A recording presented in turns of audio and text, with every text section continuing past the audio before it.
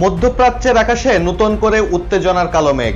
যুক্তরাষ্ট্র এবং ইরানের মধ্যে সরাসরি সংঘাতের আশঙ্কা ক্রমশ তীব্র হচ্ছে। এবার ইরানের অভিজাত ইসলামিক বিপ্লবী গার্ড কোরের মুখপাত্র ইব্রাহিম জোলফাগারি সরাসরি হুঁশিয়ারি দিয়েছেন যুক্তরাষ্ট্রকে। তিনি বলেছেন, যুক্তরাষ্ট্র এরই মধ্যে ইরানের ভূখণ্ডের পবিত্রতা নষ্ট করে সরাসরি যুদ্ধে নেমেছে। জানা গেছে, আইআরজিসির এই মুখপাত্র যুক্তরাষ্ট্রকে উদ্দেশ্য করে কড়া ভাষায় বলেছেন, এখন যুক্তরাষ্ট্রের বিরুদ্ধে শক্তিশালী এবং সুনির্দিষ্ট লক্ষ্যবস্তুতে অভিযান চালানো হবে। তার এই বক্তব্য থেকে স্পষ্ট, ইরান এখন পাল্টা আক্রমণের প্রস্তুতি নিচ্ছে এবং তাদের লক্ষ্যবস্তু হবে সুনির্দিষ্ট। RICL TMX, যুগের পর যুগ স্থাপনা থাকে মজবুত।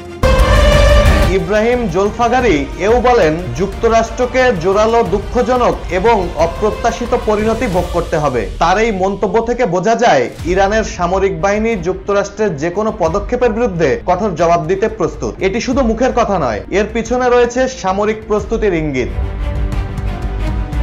সবচেয়ে চাঞ্চল্যকর মন্তব্যটি করেন ইব্রাহিম জোলফাগারি প্রেসিডেন্ট ট্রাম্পকে উদ্দেশ্য করে। তিনি বলেন, মিস্টার ট্রাম্প, আপনি জুয়ারি, আপনি এ যুদ্ধ শুরু করতে পারেন, কিন্তু আমরাই এটি শেষ করব। এই বাক্যটি ইরানের দৃঢ়তা এবং যুক্তরাষ্ট্রের প্রতি তাদের চ্যালেঞ্জের স্পষ্ট বার্তা বহন করে। এর অর্থ হলো, ইরান যে কোনো ধরনের সামরিক সংঘাতের জন্য প্রস্তুত এবং তারা মনে করে যদি যুদ্ধ শুরু হয় তবে তার সমাপ্তি হবে ইরানের শর্তে।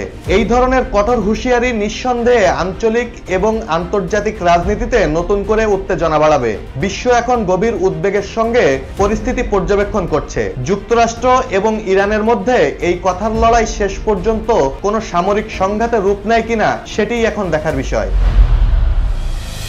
ডেস্ক রিপোর্ট, জয় জয় দিন।